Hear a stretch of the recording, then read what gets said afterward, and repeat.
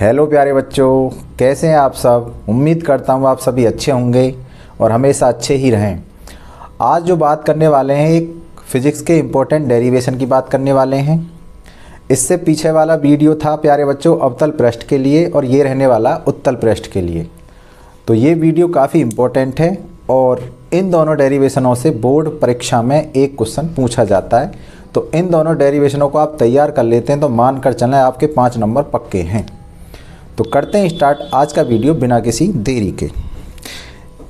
कोई आप अगर माध्यम ले रहे हैं, सघन माध्यम जैसे जल ले लेते हैं इधर, या कांच है और आपने ऐसा पृष्ठ बना रखा है और एक कंडीशन में ऐसा बना रखा है, तो इसका इमेज बना दें, इसको पलटें और ऐसे बना दें, इमेज ऐसा बनेगा। तो प्यारे बच्चों आप देख सकते हैं ये कौन सा हो गया, अवतल। और इसका जब इमेज बनाओगे ऐसे पलटोगे तो ये बनेगा आपका। आई होप यहाँ तक चीज़ें आपको समझ में आ गई होंगी कि ऐसा होता है तो अवतल और ऐसा होता है तो उत्तल। प्यारे बच्चों ये एक उत्तल पृष्ठ है, इसका एक मुख्य अक्ष भी बना लेते हैं हम, और मुख्य अक्ष बना रहा हूँ मैं अंदर तक। आप देख सकते हैं ये गोलीय भाग से काटा गया भाग है। काटने से पहले अगर इमेजिन करोगे आप तो कुछ इस तरीके का होगा पूरा गोल, और इस गोले का कहीं ना कहीं सेंटर होगा, और मैं मान के चल रहा हूँ कि सेंटर है आप इसका यहाँ पर सी। और प्यारे बच्चों यहाँ पर मैं एक वस्तु ले रहा हूँ, इसके मुख्य अक्ष पर एक वस्तु ली है मैंने ओ, बिंदु आकार की। इतना करने के बाद इसका कुछ नामकरण कर लें। इसका नाम दे देते हैं हम इस पृष्ठ को एस पी एस डैश। अब इसका इमेज प्राप्त करने के लिए मैं क्या करता हूँ, इससे एक प्रकाश की किरण लेके जा रहा हूँ दर्पण की ओर, पृष्ठ की ओर। तो प्यारे बच्चों ये इस तरीके से मैं प्रकाश की किरण लेके गया। ये पॉइंट आपका आपतन बिंदु। इस आपतन बिंदु से आपको क्या चाहिए, नॉर्मल। इस आपतन बिंदु से क्या चाहिए आपको, नॉर्मल। और प्यारे बच्चों हम जानते हैं जो नॉर्मल होता है वो क्या होता है, सेंटर से लंब डाला जाता है तो नॉर्मल बन जाता है। तो नॉर्मल डाल लेते हैं हम। प्यारे बच्चों ये क्या आपका अभिलंब। और हम जानते हैं अभिलंब से आने वाली जो प्रकाश की किरण एंगल बनाती है वो होता है इंस्टेंट एंगल। तो प्यारे बच्चों ये कितना एंगल हो गया आपका, आई। कितना हो गया एंगल, आई। ये वाला जो माध्यम है ये विरल है, इधर एयर है और इधर क्या है, कांच। यहाँ लिख देता हूं मैं, ये कांच है और ये क्या है आपका, वायु। प्यारे बच्चों हम जानते हैं वायु है, कांच के रेस्पेक्ट में वायु क्या होगी, विरल माध्यम। और इसका अपवर्तनांक मान लेता हूं मैं n1 है। और ये वाला माध्यम होगा प्यारे बच्चों सघन, और इसका अपवर्तनांक मान के चलते हैं n2 है। तो आई होप यहाँ तक आप अच्छे से समझ गए होंगे। अपवर्तनांक हमने मान लिए n1 और n2। अब ये जो प्रकाश की किरण है विरल माध्यम से सघन माध्यम में जा रही है, और हम जानते हैं जब कोई प्रकाश की किरण विरल माध्यम से सघन माध्यम में प्रवेश करती है तो वो नॉर्मल की तरफ झुक जाती है। तो प्यारे बच्चों ये जाती तो ऐसे, ये जाती तो कुछ इस तरीके से, पर ऐसा ना जा कर के थोड़ा सा ये नीचे की तरफ झुक जाएगी। और मैं मान के चल रहा हूँ कि ये इस तरीके से ना जा कर के थोड़ी सी इस तरीके की चली गई। अब आगे तो इसका इमेज बनेगा ना, कहीं भी कहीं मिलेंगी नहीं। तो इसका इमेज बनाने के लिए मैं क्या करता हूँ, इसको पीछे लेके आता हूँ। इसको मैं पीछे ले आया और जहाँ पर ये मिलेगी प्यारे बच्चों वहाँ बनेगी फाइनल इमेज। तो आप देख सकते हैं ऑब्जेक्ट आपका यहाँ रखा था, ये विरल माध्यम से सघन माध्यम में गई तो इसका पथ चेंज हो गया, जानी चाहिए थी यहाँ पर, परंतु थोड़ी सी ये ब्लू कलर वाली जो लाइन है ऐसे मुड़ गई, आगे कहीं मिलेंगे नहीं। तो मैं इसको पीछे लेके आया और फाइनल इमेज मिल रहा आपको पॉइंट आई पर। तो पॉइंट आई पर आपको क्या मिल गया, फाइनल इमेज। प्यारे बच्चों हम जानते हैं जो आती है मतलब रिफ्लेक्शन हुआ है तो वो ये वाली किरण है, और रिफ्लेक्शन वाली को मैं दिखा रहा हूँ यहाँ पे, ब्लू मार्कर से दिखा देते हैं। रिफ्लेक्शन के साथ जो एंगल होगा प्यारे बच्चों वो होगा आपका आर। क्या होगा, आर। कुछ आर ऐसा बना देते हैं सही सा, ये होगा आर। ये आई है, जाने के साथ आने के साथ क्या है, आर। इतना करने के बाद अब आपको क्या करना है कि इमेज के साथ मान लें कि एंगल बीटा, ऑब्जेक्ट के साथ प्यारे बच्चों मान लें एल्फा, और वक्रता केंद्र के साथ मान लें आप गामा। इतना करने के बाद इस पॉइंट को मान लें आप एम, और यहाँ से डाल दें प्यारे बच्चों लंब, और यहाँ पर कोई पॉइंट मान लें पी डैश। हमें पता है कि जो ऑब्जेक्ट से ध्रुव की दूरी होती है वो होती है u, ये u हो गया, और जो इमेज की दूरी होती है प्यारे बच्चों वो होती है b, ये b हो गया, और वक्रता केंद्र से ध्रुव की जो दूरी होती है वो होती है वक्रता त्रिज्या r। और हम इतना भी जानते हैं कि इधर वाली जो वैल्यू होती है प्यारे बच्चों वो होती हैं पॉजिटिव, और इधर वाली जो वैल्यू होती हैं वो होती हैं नेगेटिव। तो इसकी जो थ्योरी लिखी जाएगी वो कैसे लिखी जाएगी ज़रा समझते हैं। माना एक गोलीय उत्तल पृष्ठ एस पी एस डैश है, जिसके मुख्य अक्ष पर बिंदु आकार की कोई वस्तु ओ रखी है, जिसका अपवर्तन पश्चात अंतिम प्रतिबिंब बिंदु आई पर प्राप्त होता है। वस्तु की दूरी ध्रुव से या पृष्ठ से u, इमेज की दूरी b तथा वक्रता त्रिज्या क्या है r है। इतना लिखने के बाद प्यारे बच्चों उसके बाद करें स्टार्ट डेरिवेशन। अब मैं क्या लेने वाला हूँ, ये त्रिभुज लूँगा प्यारे बच्चों मैं OMC, OMC हम ले रहे हैं प्यारे बच्चों त्रिभुज OMC में। थोड़ी सी यहाँ पे ज्योमेट्री लगेगी, समझते हैं किस तरीके की। आप देख सकते हैं ये इमेज बना रहा हूँ मैं, ये इस तरीके की गई है, और यहाँ से ये रेड कलर की है, और ये कहानी है प्यारे बच्चों, ये अल्फा है, और ये क्या है सी है, पॉइंट सी है, और ये क्या है आपका गामा, ये सी, और ये ओ है, और ये एम है। और आप देख सकते हो ये जो एंगल है ये यहाँ से यहाँ तक ये क्या है आपका आई। और हम जानते हैं ज्यामिति में प्यारे बच्चों बाह्य कोण शेष दोनों आंतरिक कोणों के योगफल के क्या होता है बराबर।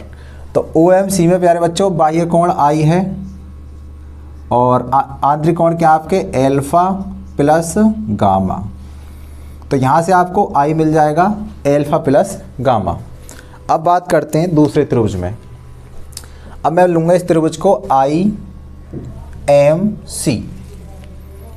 प्यारे बच्चों क्या ले लें आप त्रिभुज, पुनः त्रिभुज, क्या कहेंगे पुनः त्रिभुज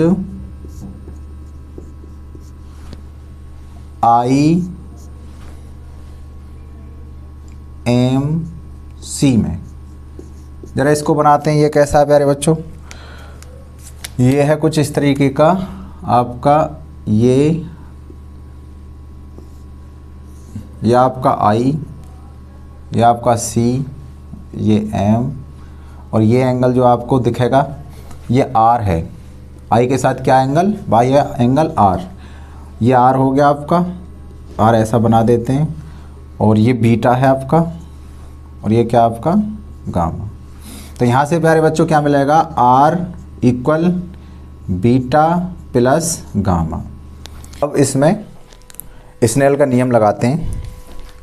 अब बात करेंगे हम स्नेल के नियम से। स्नेल के नियम से प्यारे स्नेल का नियम होता है जिस एंगल से गई है उसका साइन के साथ एंगल, जिस माध्यम से गई है किस माध्यम से गई है n1 से, तो n1 साइन आई, और किस में गई है n2 माध्यम में गई है, और किस एंगल के साथ r। ये होता है आपका स्नेल का नियम साइन r। प्यारे बच्चों इसमें क्या होता है, ये जो आपके पृष्ठ होते हैं ये बहुत छोटे पृष्ठ होते हैं, और छोटे पृष्ठों के लिए हम क्या करते हैं अध्ययन करते हैं। जैसे आप सपोज करो ये एक गोलीय पृष्ठ है, तो इसमें से ये बहुत टिनी पार्ट काटा जाता, बहुत पतला छोटा सा, यानी ये स्ट्रेट होते हैं। क्या होते हैं स्ट्रेट, वक्राकार ना होकर के लगभग स्ट्रेट। मतलब आप देख सकते हैं ये जो पी डैश है पी के समीप मान सकते हैं आप, पी डैश को किसके समीप मान लें पी के। और अगर ऐसे छोटे हैं बहुत छोटे पार्ट तो आप साइन आई लिख लें, और साइन आर को क्या लिख सकते हैं इन डेरिवेशनों में आर लिख सकते हैं। तो यहाँ पे प्यारे बच्चों साइन आई नियरली लिख लो आप आई के और साइन आर लिख लो नियरली आर के। उसके बाद n1 तब क्या हो जाएगा, n1 आई बराबर n2 आर। तो इसमें लगाए प्यारे बच्चों n1 आई की वैल्यू कितनी, एल्फ़ा प्लस गामा बराबर कितना n2 और आर की वैल्यू लगाते हैं बीटा प्लस गामा। इतना करने के बाद प्यारे बच्चों n1 alpha plus n1 gamma बराबर n2 beta plus n2 gamma.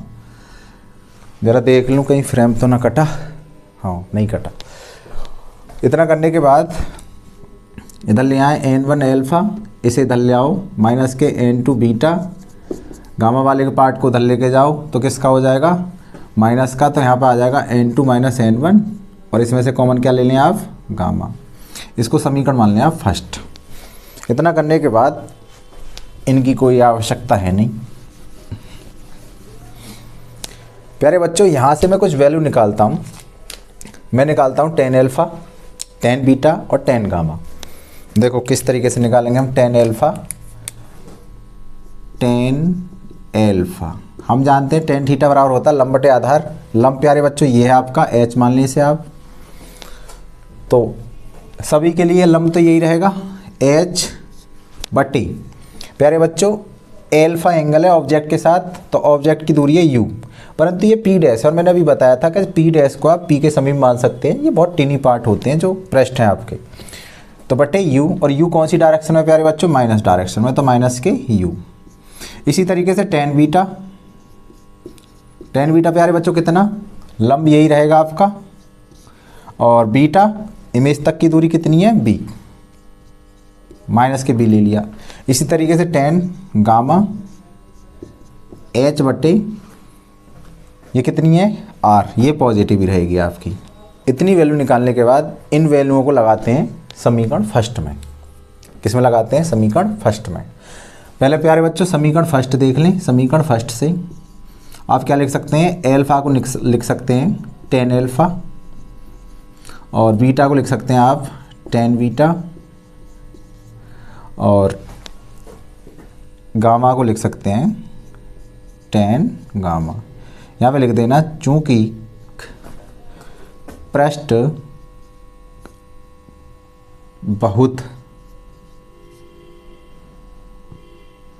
बहुत टिनी यानी बहुत पतले हैं। क्या हैं, बहुत पतले। इतना करने के बाद वैल्यू लगाएं एल्फ़ा की जगह tan alpha n2 tan beta होगा। इसी तरीके से n2 माइनस n1 फिर बच्चों ये होगा tan गामा। इतना करने के बाद आप वैल्यू लगाते हैं जो आपने वैल्यू निकालनी है। तो n1 tan एल्फ़ा कितना, h बट्टे माइनस के u minus n2 tan beta प्यारे बच्चों कितना है, h बट्टे माइनस के b बराबर n2 माइनस के n1, और tan गामा कितना, tan गामा है, tan गामा आपका h बट्टे आर। प्यारे बच्चों ये माइनस माइनस प्लस हो जाएंगे, h कॉमन आ जाएगा दोनों में से, तो यहाँ पे आप लिख सकते हैं इस वाली वैल्यू को पहले लिख लें जो पॉजिटिव की है, n2 बट्टे b माइनस n1 बट्टे u, और कॉमन ले लें आप h, n2 minus n1 h बट्टा r। ये h से h ख़त्म, तो कितना आ गया आपका जो फाइनल रिजल्ट आया प्यारे बच्चों, वो आया निकल के n2 बट्टे b माइनस n1 बट्टे u equal n2 minus n1 बट्टे r। तो ये क्या आपका, ये है आपका जो फाइनल सूत्र है अपवर्तन का, है ना, किसके कारण, उत्तल पृष्ठ से। इतना करने के बाद इसमें एक लाइन और बढ़ा सकते हैं आप, कॉमन ले लें आप इसमें से n1 कॉमन ले लें। अगर n1 कॉमन लेते हैं प्यारे बच्चों तो n1 कॉमन का मतलब है भाग लगना। क्या है मतलब, भाग लगना। n2 में भाग लगेगा, n1 कॉमन ले लिया आपने, b यहाँ से n1 जा ही चुका है, और n1 कॉमन ले लिया मैंने, इधर दिखा दिया n1, उधर से भी n1 कॉमन ले लें, यहाँ पे n2 भागित n1 माइनस 1/r। ये n1 से n1 खत्म। और n1 क्या है प्यारे बच्चों? वायु का अपवर्तनांक, वायु के रेस्पेक्ट कांच का n2। और इसे आप लिख सकते हैं n। क्या लिख सकते हैं? इसे लिख सकते हैं आप n/b माइनस 1/u बराबर n-1/r। तो पेपर में हो सकता है ऐसा पूछ ले कि इसको सिद्ध कीजिए या इसको सिद्ध कीजिए, तो आपको दोनों याद रखने हैं। यहाँ पे लिख देंगे जहाँ प्यारे बच्चों क्या है, जहाँ n बराबर वायु के सापेक्ष कांच का, वायु के सापेक्ष कांच का अपवर्तनांक।